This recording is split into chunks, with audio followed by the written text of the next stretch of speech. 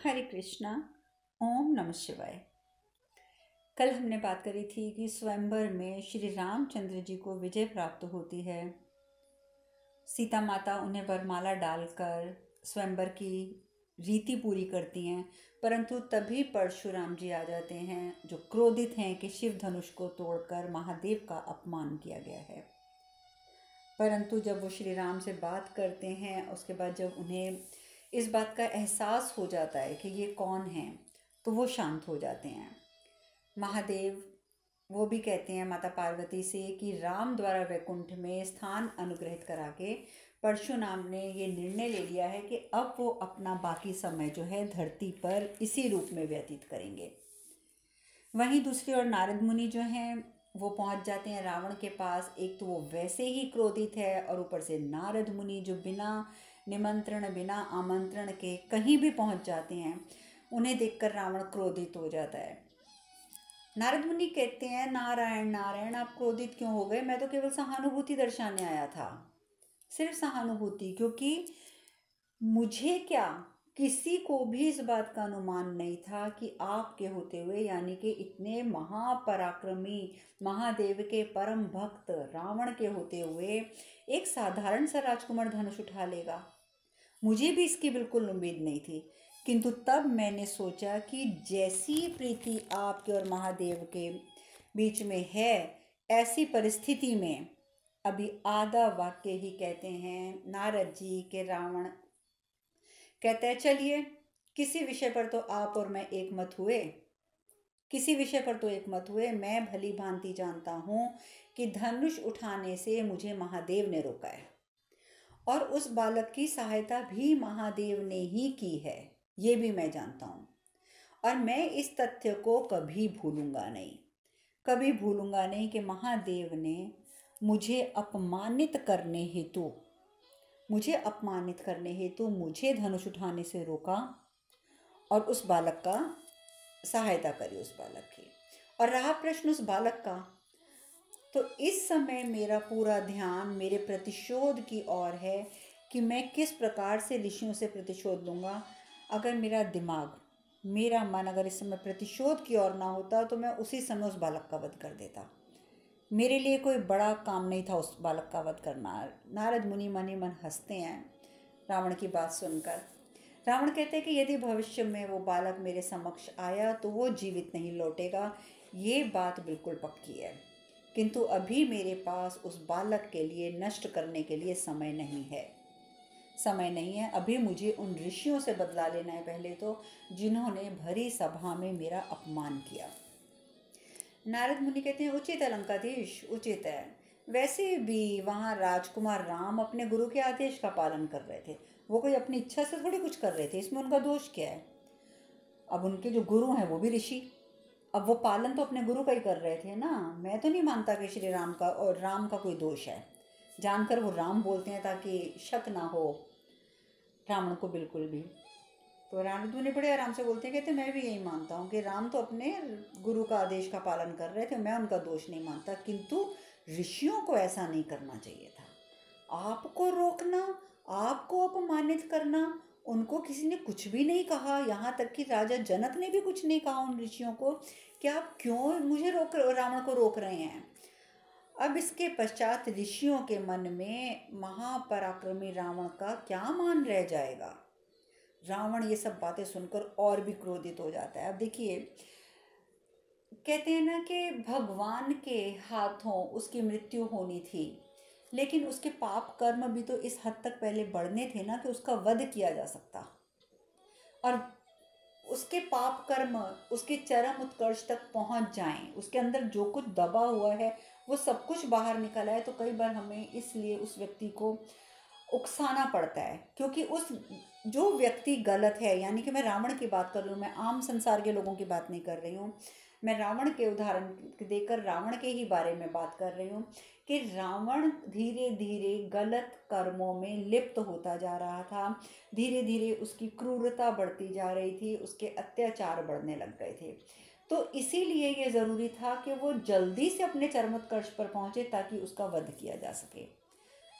तो यही कारण था कि नारद मुनि उकसा कर गए थे। और वैसे भी आपको महादेव ने पहले भी बताया था कि नारद मुनि का तो कार्य है कि जो व्यक्ति जैसा होता है उसको वो उसके लिए और उकसा देते हैं। अगर एक व्यक्ति सहनशील है तो उसको ऐसी बातें कहेंगे कि उसकी सहनशीलता बढ़े, एक व्यक्ति विचलित है तो ऐसी बातें करेंगे कि वो और विचलित हो जाए, रावण जैसा घमंडी है तो और ऐसी बातें करेंगे कि घमंड होकर वो और क्रोधित हो जाए। तो उनका कार्य है कि जो भी चीज़ें हमारे अंदर निहित हैं उनको बढ़ाना। तो अब ये तो हमें सोचना पड़ेगा ना कि हमने अपने अंदर क्या निहित करके रखना है। नारद मुनि कहते हैं, नारायण नारायण, प्रतीत होता है कि मैंने फिर आपकी भावनाओं को ठेस पहुंचा दी। खैर छोड़िए, खैर छोड़िए, मेरा एक सुझाव है कि सबको अपने कर्मों का दंड तो एक दिन मिलता ही है, सबको मिलता है। तो ऋषियों ने आपके साथ गलत किया है तो उनके भी तो कर्म खराब हुए ना, दंड तो उनको भी मिलेगा। तो मेरा सुझाव ये है लंका अधिपति, आप उन्हें क्षमा कर दीजिए और मुझे उम्मीद है कि आप ऐसा करेंगे भी। अब मैं चलता हूँ क्योंकि मुझे अयोध्या भी तो जाना है ना, वहाँ पहुँचकर मुझे राम सीता के विवाह की सूचना जो देनी है। और ये कहते हुए नारायण नारायण कहते हुए वहाँ से प्रस्थान करते हैं। महादेव ये सब देख रहे हैं, सुन रहे हैं, वो मुस्कुराते हैं। माता पार्वती कहती हैं, ऐसा लग रहा है स्वामी किसी का कोई कृत्य आपको बहुत अच्छा लगा है, बहुत ही अच्छा लगा है। महादेव कहते हैं, हाँ पार्वती, नारद नारद को कई लोग समझ नहीं पाते हैं। इस संसार में उनकी भूमिका अतुलनीय है पार्वती। उन्हें देवर्षि की संज्ञा यूं ही नहीं दी गई है। वो सही मायनों में देवों के ऋषि हैं, देवर्षि हैं, वो ज्ञानी भी हैं, वो वक्ता भी हैं, वो निर्बंध भी हैं और उत्प्रेरक भी हैं, सभी कुछ हैं। वो हर कथा में वो पात्र बनकर जुड़ जाते हैं, किंतु उनकी कथा अन्य पात्रों के एकदम परे है। अब इस कथा में उत्प्रेरक बनकर उन्होंने रावण को दिशा दे दी है कि रावण को किस और अग्रसर होना है और शीघ्र अग्रसर होना है। अब प्रश्न रावण के चुनाव पर है जो काल की गति को निर्धारित करेगा। क्योंकि देखो, नारायण नारायण का नाम जपते हुए नारद मुनि ने रावण के समक्ष ये भी तो विकल्प रखा है कि मेरा सुझाव ये है कि सबको उनके कर्मों का दंड स्वयं मिलता है, तो इसीलिए आप उन्हें क्षमा कर दें। परंतु नारद मुनि ये जानते हैं कि रावण ऐसा नहीं करेगा, पर फिर भी उन्होंने ये सुझाव उसके समक्ष रखा। देखिए, पूरी शिव कथा में हम इतना तो समझ गए हैं कि हर व्यक्ति के समक्ष हर बात को लेकर दो विकल्प होते ही होते हैं। अब वो कौन सा विकल्प चुनता है वो उस व्यक्ति की अपनी स्वतंत्रता पर निर्भर करता है, क्योंकि भगवान ने उसे स्वतंत्रता प्रदान करी है, फ्री विल दी है। वो जब चाहे उस विकल्प में से किसी भी एक विकल्प को चुन सकता है। अब इस समय भी रावण के समक्ष दो विकल्प हैं कि या तो वो उन ऋषियों से अपने अपमान का बदला ले ले, प्रतिशोध ले ले, या फिर नारद मुनि के सुझाव को मान जाए कि हर एक को कर्मों का फल मिलना ही मिलना है, तो मैं फल देकर क्या करूँगा, और उन्हें माफ़ कर दे। महादेव कहती हैं, अब ये प्रश्न उठा है रावण का कि वो चुनाव क्या करता है, और वो जो भी चुनाव करेगा उसी के हिसाब से वो काल गति को निर्धारित करेगा, वो उसी हिसाब से होगी। क्यों? क्योंकि अगर रावण माफ़ कर देगा तो हो सकता है कि काल गति में अब आगे जो चीज़ें होंगी वो अच्छी हों, और यदि वो उनसे प्रतिशोध लेगा तो आगे जो होगा वो काल गति में कुछ और ही होगा। तो विकल्प दोनों उसके पास हैं, चुनाव उसका है। मेरे पास भी जो प्रश्न आया हुआ था, अभी कल परसों भी किसी एक बहन ने प्रश्न किया हुआ था कि हम अगर कि कोई व्यक्ति हमारे साथ बुरा कर रहा है और हम उसका बुरा कर देते हैं तो क्या हम अपना कर्म खराब करते हैं? हाँ, बिल्कुल, हम अपना कर्म खराब करते हैं, क्योंकि हमारे पास भी दो विकल्प होते हैं। एक व्यक्ति ने हमें गाली दे दी, एक व्यक्ति ने हमें भला बुरा कह दिया, एक व्यक्ति ने हमें सड़क पर अपमानित कर दिया, या एक व्यक्ति ने हमें हमें मतलब लूट लिया इन द सेंस कि हम जानते हैं कि ये आदमी हमारे साथ चीटिंग कर रहा है और उसने करी है, और हम जानते हैं कि ये गलत कर रहा है। हम सब कुछ जानते हुए भी हम क्या करें? हम उस व्यक्ति को क्या, उसको हम कुछ कहें ना, हम उसको ये ना बोलें कि हमें बुरा नहीं लग रहा। अगर एक व्यक्ति हमें सड़क पर बेइज्जत कर रहा है तो हम उसे क्या बोलें? एक व्यक्ति हमें गालियाँ दे रहा है, हम उसे क्या बोलें? तो नहीं, हमारे पास दो विकल्प हैं, या तो हम गाली का बदला उसे गाली देकर उसको उसके कर्म का फल उसको तुरंत दे दें, ठीक है। वहीं हमारे पास दूसरा विकल्प ये होता है कि हम ये सोच कर कि ये हमारा कोई पिछले जन्म का कर्म था, पिछले जन्म का कर्म था हमारा कि जो इस व्यक्ति ने हमें बेइज्जत किया, तो चलो हमारा एक कर्म कटा, हम उसे स्वीकार करें और उस व्यक्ति को माफ़ कर दें। हमारे उस व्यक्ति को माफ़ करने से क्या होगा कि हम तो उसके कर्म का जो हमारा और उसका खाता चल रहा है, हम तो उस खाते से बाहर हो जाएंगे, क्योंकि उसने गलत कर दिया हमारे साथ, हमने उसे क्षमा कर दिया, हम हो गए फ्री। अब हमारा उसके साथ सारे खाते खत्म। लेकिन उस व्यक्ति ने जितने अनुपात में हमारा बुरा किया था, अगर उसने उससे ज़्यादा अनुपात में बुरा किया है, तो वो अपना एक नया खाता खोल लेगा। तो वो अब उसकी इच्छा, देखिए, चाहता तो वो व्यक्ति भी हमें क्षमा कर सकता था, हमारे साथ बदतमीजी ना करता, अपना कर्म अच्छा रखता और पिछले जन्मों के कर्म के हिसाब से भी वो हमें कुछ ना कहता, तो भी हमारा उसका जो है कर्म खत्म हो जाता था, खाता खत्म हो जाता था। लेकिन उसने अपना बदला लिया, तो उसने अपना एक नया कर्म भी खड़ा कर लिया। तो ये तो कर्मों का खेल है, और ना जाने इसमें तो हम कैसे उलझे ही रह जाते हैं। लेकिन ये सब चीज़ें होती हैं, और सबसे बड़ी बात है कि हर चीज़ जो है वो पूर्व निर्धारित होती है, पूर्व निर्धारित। अभी कल भी हमारे ही घर में सेशन हुआ था कि हमने, अभी तक तो पास्ट लाइफ का होता था कि हम पिछली ज़िंदगियां देखते थे कि किस प्रकार की थी पिछली ज़िंदगी, पिछले जन्म में हम क्या थे क्या नहीं थे। लेकिन इस बार जो कल हमारे घर में सेशन हुआ, वो सेशन हुआ हमारा आगे आने वाला, कि हमारा फ्यूचर कैसा होगा उसके ऊपर। तो उसमें जो कुछ चीज़ें प्री डिसाइडेड हैं, पूर्व निर्धारित हैं, वो चीज़ें देखी गई थी। तो खैर, इसके ऊपर जब मैं वीडियो बनाऊंगी तो डेफिनेटली मैं वो लिंक आपको दूंगी, इस समय हम उसकी चर्चा नहीं करेंगे। पर कहने का तात्पर्य है कि सब कुछ काल गति का जो है वो निर्धारित होता है हमारे द्वारा चुने गए विकल्पों से, कि हम क्या विकल्प चुनते हैं। तो अब रावण क्या विकल्प चुनता है, महादेव कहते हैं अब ये काल गति को निर्धारित करेगा। महादेव कहते हैं कि पार्वती, नारद तो अपनी गति से अयोध्या पहुंच चुके होंगे, और इस समय जो अब सूर्योदय होने वाला है, ये पूरी अयोध्या में हर्षोल्लास की किरणें बिखेर देगा। क्योंकि जब सबको सूचना मिलेगी कि किस प्रकार से राम जी ने धनुष को तोड़कर और स्वयंवर में विजय प्राप्त की है, और अब उनका विवाह हो रहा है, तो अयोध्या की प्रजा भी कितनी प्रसन्न हो जाएगी। राजभवन की तो बात आप छोड़ ही दीजिए।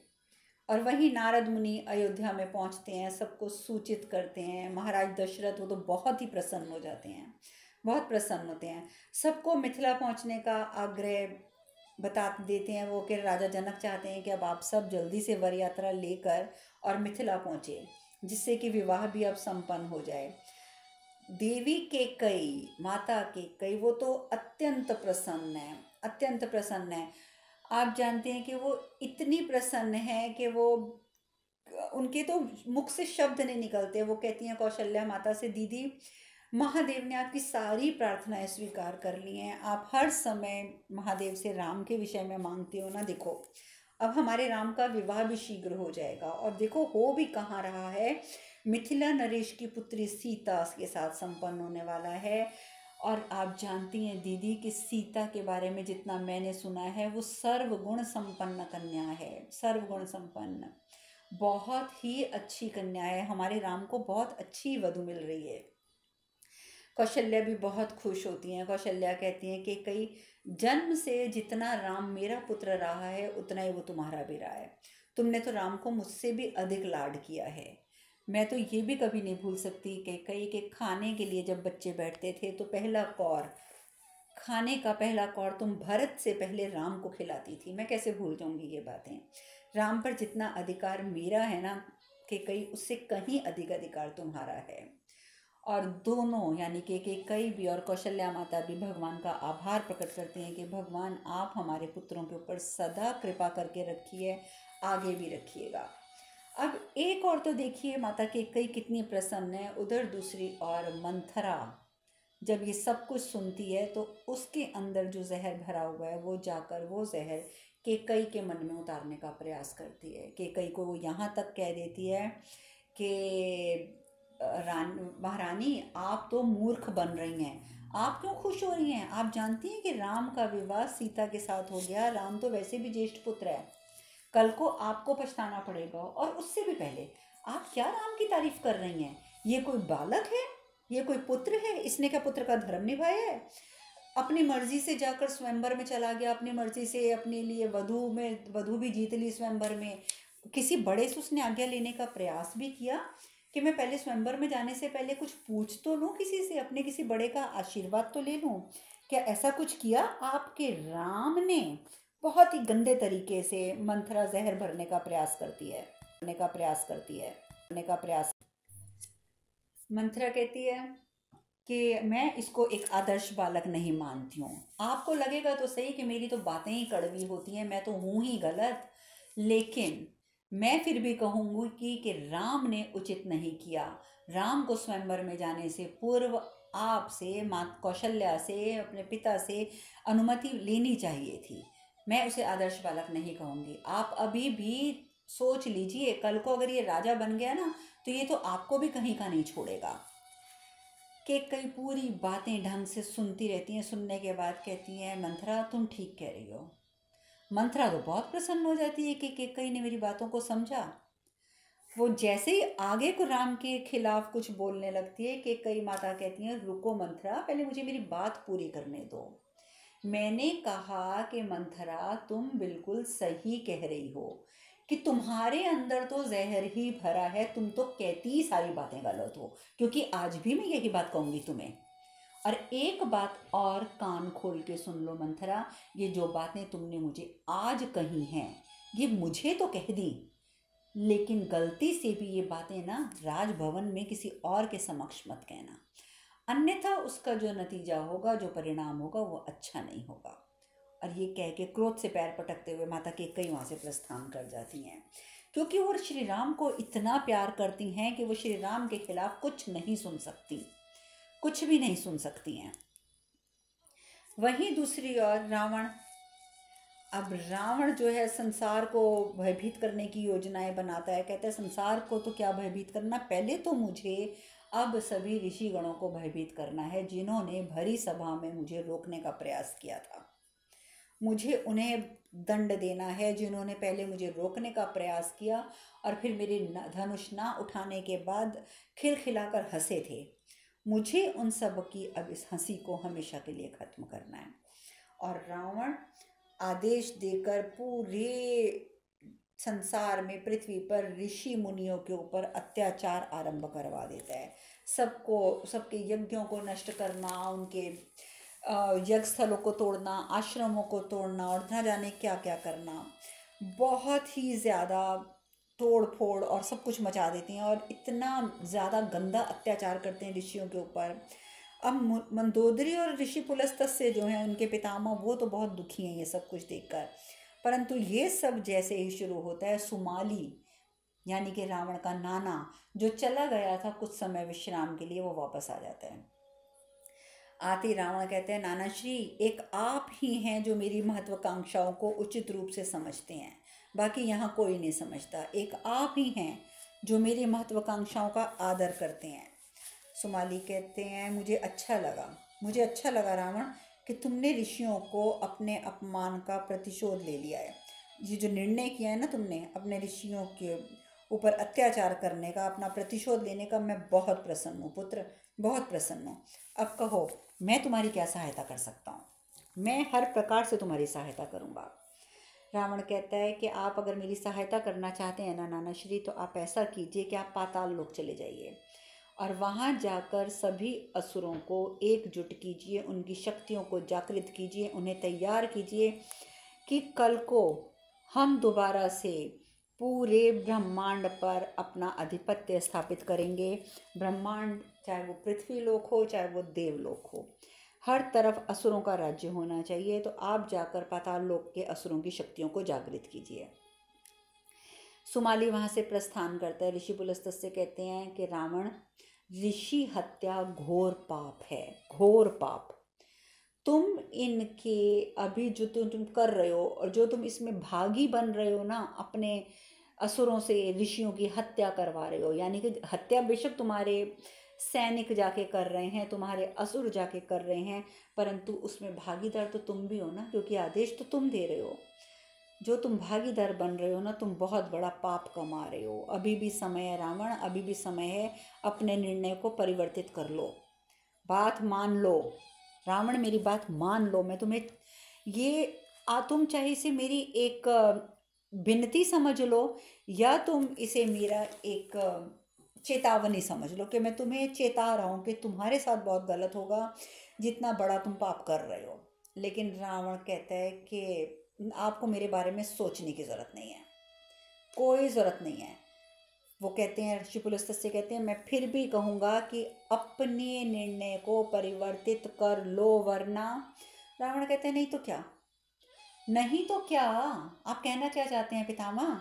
आपको उन ऋषियों की चिंता है, मेरी नहीं, मेरी चिंता नहीं है। मिथिला में जो मेरा अपमान हुआ, आप चाहते हो कि मैं उसे मौन रहकर सह लूं? मुझे अपना भय पुनः स्थापित करना है संसार के हृदय में, मुझे अपना आधिपत्य स्थापित करना है, अपना दोबारा से वही चीज़ मैंने लोगों के सामने स्थापित करनी है कि लोग मुझे देखकर भयभीत हो जाएं, ना कि निर्भीक होकर मेरे सामने खड़े होकर मुझे रोकें। महादेव जो है वो सब देख रहे हैं। महादेव कहते हैं कि ऋषियों पर आक्रमण करके एक किस्म से रावण ने साक्षात ब्रह्मदेव पर आक्रमण किया है, क्योंकि ब्राह्मणों को ब्रह्मदेव का अंश माना जाता है। और वो कहते हैं कि इस क्रिया की प्रतिक्रिया ब्रह्मा जी अवश्य करेंगे। महादेव जानते हैं कि अब ब्रह्मा जी अवश्य कुछ करेंगे, जो ये क्रिया हुई है इसकी प्रतिक्रिया होकर रहेगी। और वाकई ब्रह्मदेव उसी समय माता सरस्वती से कहते हैं कि देवी, अब समय आ गया है कि ऋषियों को संरक्षण प्रदान किया जाए, चलो अब चलने का चलो हम चलते हैं, क्योंकि हमें बहुत से प्रबंध करने हैं, क्योंकि अब मैं यज्ञ करूँगा और देखता हूँ कि रावण उस यज्ञ को कैसे बंद करता है। महादेव कहते हैं, पार्वती, ऋषियों का संरक्षण हमारा दायित्व है, परंतु इस बार संसार में ऐसी परिस्थिति उत्पन्न हुई है, जब ऐसी परिस्थिति उत्पन्न होती ही होती है कि जब भी कोई कुकृत्य होता है तो वो कुकृत्य जो होता है वो सुकृत्य को जन्म अवश्य देता है। जब भी ऐसी परिस्थितियां उत्पन्न होती हैं संसार में कि एक कोई गलत कार्य होता है, तो उसकी एवज में, उसके बदले में कोई ना कोई एक अच्छा कार्य ज़रूर आता है परिवर्तित होकर हमारे समक्ष। एक दुर्घटना भी होती है तो उसके परिणाम स्वरूप एक महान घटनाक्रम आरंभ होता है। मन तो करता है कि मैं प्रत्येक कुकृत्य को रोकूं, अभी रोक दूं जाकर, किंतु फिर ज्ञात रहता है कि निमित्त स्वरूप कृत्यों को रोकना परिणाम स्वरूप सुकृत्यों को रोकना हो जाएगा। अब देखिए, ये बात भी समझने की है कि महादेव कह रहे हैं कि कोई भी एक जो दुर्घटना घटती है तो उसके बदले में सुघटनाएं घटने के लिए एक रास्ता खुलता है। जब भी कुछ बुरा होता है तो कुछ न कुछ उसमें अच्छाइयों के रास्ते खुलते हैं। कोई भी एक कुकृत्य होता है तो वो एक नए सुकृत्य को भी जन्म देता है। तो यदि मैं चाहता तो हूँ कि मैं अभी रोक दूँ सब कुछ, परंतु मैं इतना मुझे ध्यान रहता है कि यदि मैंने इस कुकृत्य को रोका तो मैं आगे आने वाले सुकृत्यों को भी रोक दूंगा, क्योंकि कुकृत्य होगा तो आगे सुकृत्यों के लिए रास्ते खुलेंगे। सिर्फ यही वजह है पार्वती कि मैं चाहते हुए भी कुछ नहीं करता हूँ। अब इस प्रकार से यहाँ पर एक और तो ये सब तैयारियां हो रही हैं यज्ञ की। दूसरी ओर अंजनी जी जो हैं वो महादेव की आराधना करती हैं कि हे महादेव, कैसा है मेरा पुत्र, कहाँ है मेरा पुत्र, कब से लौटा नहीं है। और अब तो वो वयस्क हो गया है, युवा हो गया है, लेकिन वो मेरे समक्ष आता ही नहीं है। प्रभु, मुझे लग रहा है कि मैंने तो उसे सही से देखा ही नहीं। तभी एकदम तेज़ हवा चलती है और वो समझ जाती हैं कि बस तेज़ हवा के साथ हनुमान भी वहाँ पर उपस्थित होंगे।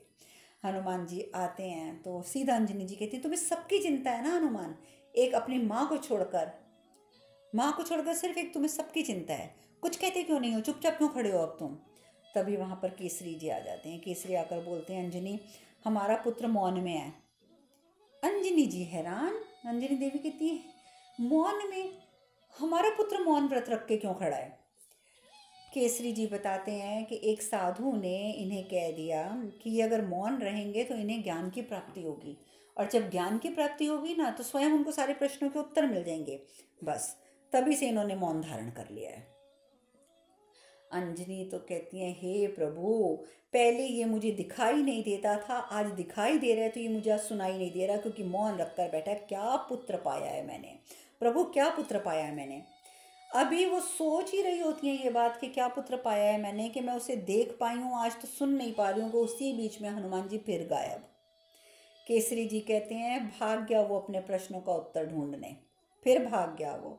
सच कहा, क्या पुत्र पाया है हमने। वाकई इतने अजीब हैं हनुमान जी कि उनके माता पिता ही उन्हें देखने के लिए तरसते रहते हैं।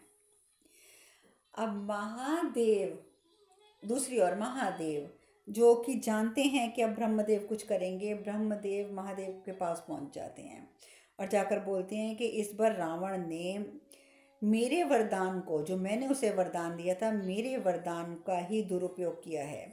मैं जानता हूँ कि मेरे वरदान ने आपको भी बांध रखा है, क्योंकि मैंने जो उसे वरदान दे दिया कि कोई देव, कोई देवता, कोई गंधर्व, कोई असुर उसका वध नहीं कर सकता। परंतु क्या करूं महादेव, नियति यही है, क्योंकि यही होना था इसीलिए मैंने वरदान दिया। पीड़ा है मुझे, पीड़ा है मुझे कि ये सब कुछ जो आरंभ हुआ ये मेरे वरदान के बाद आरंभ हुआ, क्योंकि तभी तो रावण में घमंड आया। परंतु अब समय आ गया है महादेव, अब समय आ गया है कि रावण को उसके कृत्यों को रोकने का दायित्व आप निभाने के लिए मुझे दे दें। आप मुझे ये दायित्व दे दें। और मैं इसीलिए कैलाश आया हूँ कि मैं केवल ऋषियों के लिए ही नहीं अपितु समस्त सृष्टि के कल्याण के लिए ब्रह्म यज्ञ करना चाहता हूँ। ब्रह्म यज्ञ, जगत कल्याण हेतु ऐसे यज्ञ के उपरांत ऋषियों को असुरों से संरक्षण मिल जाएगा महादेव। सारे प्रबंध हो चुके हैं, मैंने और देवी सरस्वती ने सारे प्रबंध कर लिए हैं, हमने सप्त ऋषियों से भी वार्ता कर ली है। हम आपके पास आए हैं आपके सम्मिलित होने की अपेक्षा लेकर कि आप भी इस यज्ञ में सम्मिलित होंगे। महादेव कहते हैं कि स्वयं ब्रह्मदेव यज्ञ कर रहे हैं, वो भी जगत के कल्याण हेतु। तो इस यज्ञ में हमारी स्वीकृति, हमारी उपस्थिति तो आपके साथ ही रहेगी ब्रह्मदेव। हमारी तो पूरा का पूरा जो आप हमसे सहयोग चाहते हैं वो आपको हमसे प्राप्त होगा। देवी पार्वती कहती हैं कि हम दोनों इस यज्ञ में सम्मिलित होने हेतु तत्पर हैं। कहिए हम आपकी कैसे सेवा कर सकते हैं, हमें क्या करना होगा ताकि ये यज्ञ सफल हो। देवी सरस्वती कहती हैं कि इस यज्ञ की ऊर्जाओं को संतुलित रखने हेतु पुरुष और प्रकृति का सम्मिलित होना अनिवार्य है। आदि शक्ति की ईड़ा नाड़ी तथा महादेव की पिंगला नाड़ी ऐसी ऊर्जाओं को संतुलित करने के लिए सबसे श्रेष्ठ होगी। तो इसीलिए हमारा आप दोनों से अनुरोध है कि आप दोनों को अपनी ऊर्जाएं ब्रह्म यज्ञ की ओर संचालित करनी होंगी। आप दोनों अपनी अपनी नाड़ियों से जो ऊर्जा प्रवाहित करेंगे वो ऊर्जाएं हमारे यज्ञ स्थल पर पहुंचनी चाहिए। चाहे आप कहीं पर भी बैठ के प्रेक्षित कीजिए उन ऊर्जाओं को, लेकिन जब वो हमारे यज्ञ स्थल पर पहुंचेंगी तभी संभावना बन पाएगी कि ये यज्ञ जो है वो सफल होगा। ब्रह्मदेव कहते हैं और हमें आशा है कि आप हमारा ये निवेदन स्वीकार करेंगे। महादेव कहते हैं हमारी ऊर्जाएं आपके साथ हैं ब्रह्मदेव, आप यज्ञ आरंभ करें, अवश्य संपूर्ण होगा, अवश्य अवश्य संपूर्ण होगा। मैं आपके यज्ञ स्थल तक अपनी सभी ऊर्जाओं को प्रेषित करूंगा। उधर रावण को भी सूचना मिल जाती है कि जगत कल्याण और ऋषियों के संरक्षण के लिए ब्रह्मदेव यज्ञ कर रहे हैं, किंतु वो जोर से हंस पड़ता है। कहते हैं मैंने तो सुना था कि ऋषियों के संरक्षण का दायित्व किसी और का है। खैर जिसका भी हो मुझे क्या, पर मैं ये यज्ञ पूर्ण नहीं होने दूंगा। मैं किसी भी तरीके से इस यज्ञ को पूर्ण नहीं होने दूंगा, ये मैं संकल्प लेता हूँ। इस प्रकार से एक और यज्ञ की तैयारियां पूर्ण हो चुकी हैं। महादेव और माता पार्वती अपनी ऊर्जाएं देने को भी तैयार हैं। वहीं दूसरी ओर रावण भी प्रतिज्ञा करके बैठ जाता है कि अब वो ये यज्ञ नहीं होने देगा। अब आगे की चर्चा हम कल करेंगे। आज हम कथा में यहीं विश्राम लेते हैं। हरे कृष्ण कृष्ण कृष्ण हरे हरे, हरे राम राम राम हरे हरे। आप सब खुश रहें, सुखी रहें, स्वस्थ रहें। हरे कृष्णा। ओम नमः शिवाय, ओम नमः शिवाय, ओम नमः शिवाय, ओम नमः शिवाय, ओम।